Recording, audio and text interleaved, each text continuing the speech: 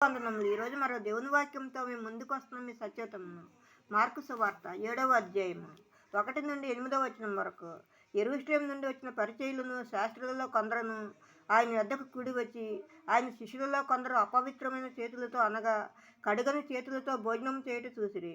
పరిచయులను యూదులందరూ పెద్దల పారంపర్యాచారం బట్టి చేతులు కడుగుకుంటేనే కానీ భోజనం చేయరు. మరియు వారు సంత నుండి వచ్చినప్పుడు నీళ్లు చల్లుకుంటేనే కానీ భోజనం చేయరు. ఇదిగాక గిన్నెలను, కుండలను, ఇత్తడి పాత్రలను నీళ్లలో కడుగుట మొదలగు అనేక ఆచారములను వారు అనుసరించేవారు. అప్పుడు పరిచయులను శాస్త్రులను, నీ శిష్యులు ఎందుకు పెద్దల పారంపర్యాచారం చొప్పున నడుచుకొనక అపవిత్రమైన చేతులతో భోజనం చేయుదురని ఆయన అడిగిరి. అందుకు ఆయన వారితో ఇలాగ చెప్పెను, ఈ ప్రజలు పెదవులతో నన్ను గనపరచుదురు, కానీ వారి హృదయం నాకు దూరముగా ఉన్నది. వారు మానవులు కల్పించిన పద్ధతులు దేవోపదేశములని బోధించు నన్ను వ్యర్థముగా ఆరాధించుదురు అని వ్రాయబడినట్టు వేషధారులైన మిమ్మల్ని గూర్చి యెషయా ప్రవచించినది సరియే. మీరు దేవుని ఆజ్ఞను విడిచిపెట్టి మనుషుల పారంపర్యాచారమును గైకొనుచున్నారు. ఆమేన్.